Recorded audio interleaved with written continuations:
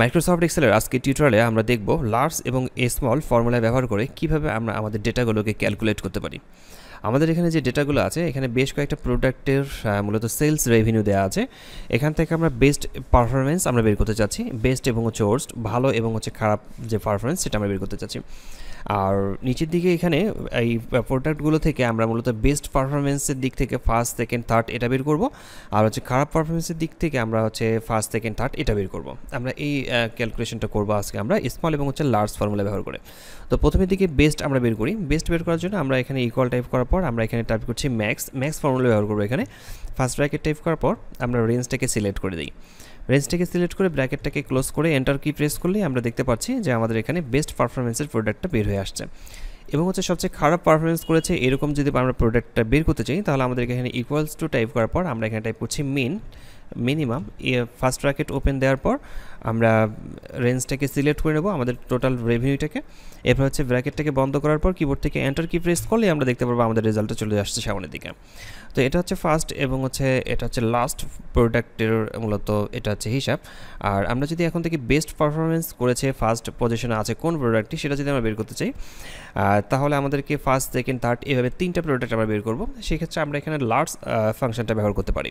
তো আমরা এই সেলটাতে ক্লিক করার পর ইকুয়ালস টু টাইপ করে আমরা এখানে টাইপ করছি large LARGE first bracket open এবং অ্যারে এখানে আমাদের রেঞ্জটাকে সিলেক্ট করে নিতে হবে। এরপর আমরা এখানে টাইপ করছি কমা। আর এখানকার যে কেটা দেওয়া আছে এই কেটার কাজ যে আমাদের ক্রাইটেরিয়া কন্ডিশনটা কি আমরা যাচ্ছি ফার্স্ট রেজাল্টটা বের করতে। সেক্ষেত্রে আমরা এখানে টাইপ করছি 1, ব্র্যাকেটটাকে বন্ধ করার পর এন্টার কি প্রেস করলে আমরা আমাদের রেজাল্টটা পেয়ে যাব যে এটা এই প্রোডাক্টটি এত টাকা সেল হয়ে এটা প্রথম অবস্থানে রয়েছে। আমরা যদি সেকেন্ড প্রোডাক্টটা বের করতে চাই তাহলে দেন আমাদেরকে সেম কাজটাই এখানে করতে হবে। ইকুয়ালস টু টাইপ করার পর আমরা এখানে আবারও টাইপ করছি লার্জ ফার্স্ট ব্র্যাকেট টাইপ করে আমরা অ্যারেটাকে সিলেক্ট করে নিচ্ছি আমাদের রেঞ্জটাকে, কমা টাইপ করার পর এরপর টাইপ করছি আমরা 2, আমাদের সেকেন্ড পজিশন যে প্রোডাক্টটি রয়েছে সেই প্রোডাক্টটি আমরা এখানে দেখতে চাই। সেক্ষেত্রে আমরা 2 টাইপ করে এন্টার কি প্রেস করলে আমরা আমাদের রেজাল্টটা এখানে পেয়ে যাব। ঠিক একই নিয়মে আমরা থার্ড বের করতে যাচ্ছি। আমরা ইকুয়ালস টু টাইপ করার পর এখানে লার্জ ব্যবহার করব।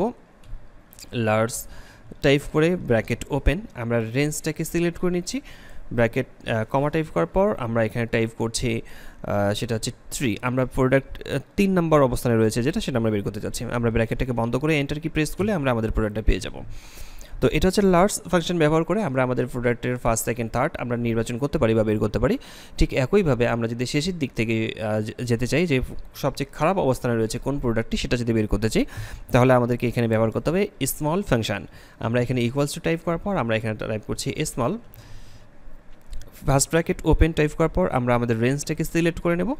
এরপর কমা টাইপ করার পর আমরা 1 টাইপ করছি, অর্থাৎ সবচেয়ে নিচের দিকে যে সেলস রেভিনিউটা আছে সেটা আমাদেরকে বের করতে হবে। ব্র্যাকেটটাকে বন্ধ করার পর এন্টার কি প্রেস করলে আমরা দেখতে পাচ্ছি আমাদের এখানে সবচেয়ে খারাপ অবস্থানে রয়েছে এই প্রোডাক্টটি, অর্থাৎ এটা সেল হয়েছে সেটা প্রোডাক্ট জি। এই প্রোডাক্ট জিটা খারাপ অবস্থানে রয়েছে। আমরা যদি খারাপ অবস্থান থেকে দ্বিতীয় নম্বর প্রোডাক্টটা বের করতে চাই তাহলে আমরা ইকুয়ালস টু টাইপ করার পর আবারও আমরা টাইপ করছি small first bracket open type করার পর আমরা অ্যারেটাকে সিলেক্ট করে নেব। এরপর কমা টাইপ করার পর 2 টাইপ করে ব্র্যাকেটটাকে বন্ধ করে এন্টার কি প্রেস করলে আমরা আমাদের রেজাল্টটা পেয়ে যাব। ঠিক একই নিয়মে আমরা যদি এখানে স্মল আবারও টাইপ করি ইকুয়াল টাইপ করার পর স্মল ফার্স্ট ব্র্যাকেট ওপেন আমরা অ্যারেটাকে সিলেক্ট করে নিচ্ছি। এরপর কমা টাইপ করার পর আমরা টাইপ করছি 3, ব্র্যাকেটটাকে বন্ধ করে এন্টার কি প্রেস করলে আমরা আমাদের রেজাল্টটা পেয়ে যাব। তো ঠিক এভাবেই আমরা খুব সহজেই স্মল এবং লার্জ এবং স্মল ফাংশন ব্যবহার করে আমরা আমাদের ডেটাগুলোকে ক্যালকুলেট করতে পারি।